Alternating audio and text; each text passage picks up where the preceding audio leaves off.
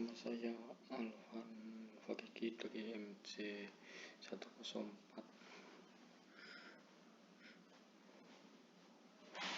Saat ini saya akan menerangkan tentang struktur pasar monopolistik. Ini adalah tugas UAS ekonomi mikro yang pasar memang memiliki peranan yang cukup penting di dalam kehidupan kita. Setiap hari kita tidak akan terlepas dari kegiatan jual beli, baik secara langsung maupun tidak langsung. Oleh karena itu, saat buat untuk menjelaskan secara menyeluruh mengenai pasar, terutama mengenai struktur pasar monopolistik. Selain itu, saya agar dapat menunjukkan kepada seluruh pembaca agar lebih mengetahui mengenai struktur pasar, terutama struktur pasar monopolistik. Struktur pasar monopoli merupakan struktur pasar yang bertentangan dengan pasar persaingan umum. Monopoli merupakan perusahaan penghasil barang yang tidak mempunyai barang pengganti yang sangat dekat, closed-shop, atau bisa dibilang sebagai suatu bentuk pasar yang hanya terdapat satu perusahaan saja.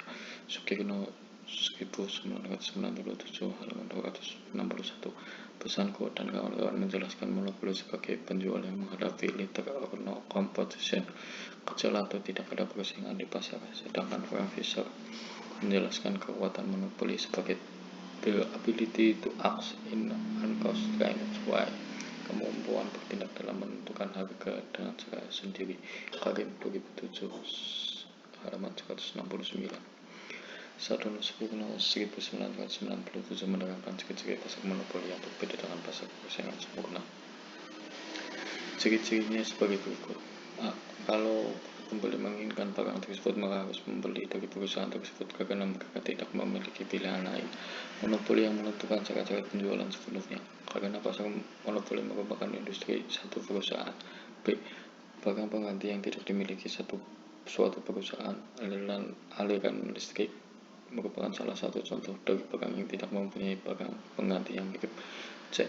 Untuk masuk ke dalam industri atau pasar, tidak terdapat kemungkinan ada beberapa bentuk hambatan yang masuk ke dalam pasar monopoli. Memerlukan teknologi yang canggih dan memerlukan modal yang besar, serta ada hambatan yang dapat dibentuk undang-undang. D. Perusahaan monopoli dipandang sebagai penentu harga presenter sehingga dapat menguasai harga. E. Promosi iklan kurang diperlukan. Sedangkan faktor-faktor yang menimbulkan pasar monopoli. 1.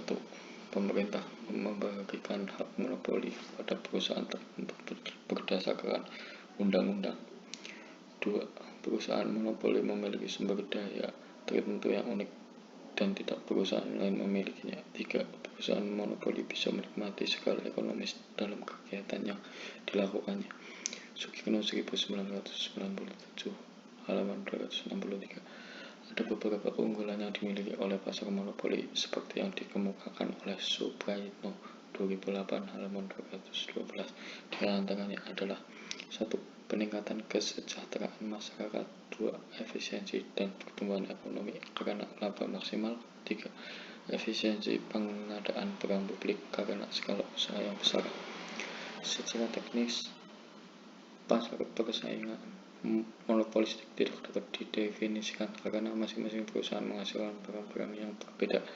Yang dapat dilakukan hanyalah mengelompokkan perusahaan-perusahaan yang menghasilkan barang-barang yang erat hubungannya dan menunjukkan sebagai satu kelompok produk. Meskipun demikian, karena perbedaan produk, kurva permintaan dan penawaran pasar tidak bisa dibentuk dan kita tidak hanya mempunyai satu harga keseimbangan melainkan sekelompok harga karena analisis grafinya dibatasi pada perusahaan sejenis atau perusahaan yang mewakili saja. Monopolistic competition diperkenalkan pada tahun 1933 oleh Edward Cameron dalam Karim 2007 halaman 170. Terima kasih dan sampai jumpa. Bye bye.